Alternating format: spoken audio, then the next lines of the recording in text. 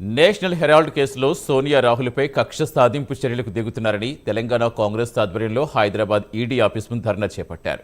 Gujarat assembly ఎన్నికల్లో బీజేపీని ఓడిస్తామని రాహుల్ చెప్పడంతో మోదీ కక్ష రాజకీయాలకు దిగారని తెలంగాణ కాంగ్రెస్ ఇన్ఛార్జ్ మీనాక్షి నటరాజన్ ఆరోపించారు. రాహుల్ గాంధీని అడ్డుకోవడమే లక్ష్యంగా మోదీ సర్కారు కుట్ర రాజకీయాలకు తెరలేపిందని టీపీసీసీ చీఫ్ మహేష్ కుమార్ గౌడ్ అన్నారు. గాంధీ కుటుంబం ఇలాంటి కేసులకు భయపడదని భట్టి తెలిపారు.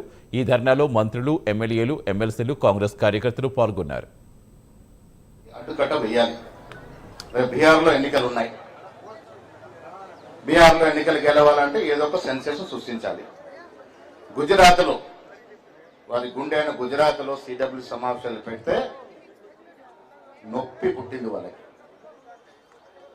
మోడీ వన్నే తగ్గుతా ఉన్నటువంటి ఈ సందర్భంలో మళ్ళీ ఇచ్చిన ఎన్నికల నాటికి మోడీ ప్రభావం పూర్తిగా తగ్గి కాంగ్రెస్ పార్టీ అధికారంలోకి వస్తుంది.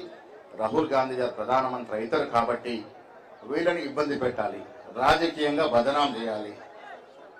ప్రజాస్వామ్య పద్ధతులు ఎదుర్కోలేని ఇటువంటి శక్తులు, ఇటువంటి దుష్టులు ఈ కేసుల ద్వారా సోనియా గాంధీ, రాహుల్ గాంధీని భయపెట్టాలనుకుంటే అది అవివేకం అవుతుంది. కేసులకు ఎప్పుడు కూడా గాంధీ కుటుంబం భయపడలే. గుజరాత్ में जहां पर राहुल जी ने कदम रखा उसकी घबराहट सामने आ गई, उससे जो कंपन हुआ वो सामने आया है और उसको लेकर ये मुकदमा दायर किया गया. और मैं आपके सामने कुछ तथ्य रखना चाहती हूँ क्योंकि यहाँ पर उस केस के बारे में बात हुई है, इसलिए ये रखना बहुत जरूरी है.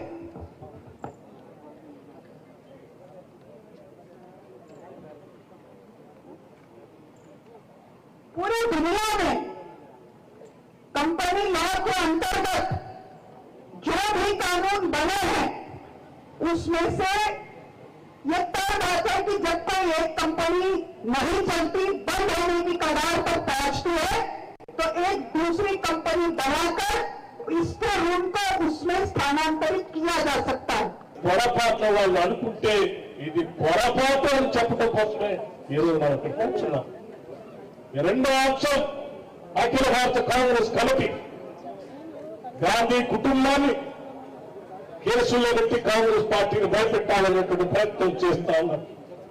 మేము ఒక్కటే చెప్పదలుచుకున్నాం, ఆనాటి రవి రచించినటువంటి బ్రిటిష్ సామ్రాజ్యవాదుల శక్తులకే వ్యతిరేకంగా నిలబడి పోరాటం చేసినటువంటి కాంగ్రెస్ పార్టీ, ఈ పార్టీ ఆఫ్టర్ బీజేపీకి భయపడి ఆగుతుందని మీరు పొరపాటున ఆలోచన చేస్తే అది మీకు తప్పు అవుతుంది తప్ప అది నిజం కాదని చెప్పడం కోసం ఈరోజు కూర్చున్నాం.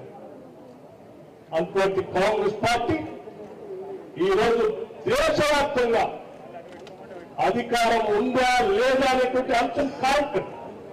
ఈ దేశంలో ఉన్నటువంటి సమాజం కోసం, ఈ సమాజ అభివృద్ధి కోసం, ప్రజాస్వామ్యాన్ని నిలబెట్టడం కోసం నిరంతరం పోరాటం చేసేటువంటి కాంగ్రెస్ పార్టీ ఈరోజు మనీ లాండరింగ్ అంటే ఒక్క స్థానం నుంచి ఇంకో స్థానానికి డబ్బు కదిలింపు చేస్తే వివిధ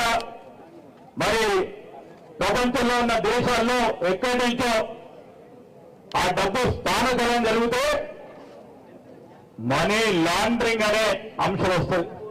అసలు డబ్బే ఇక్కడి నుంచి ఇక్కడికి మారలేదు, డబ్బు వచ్చింది లేదు.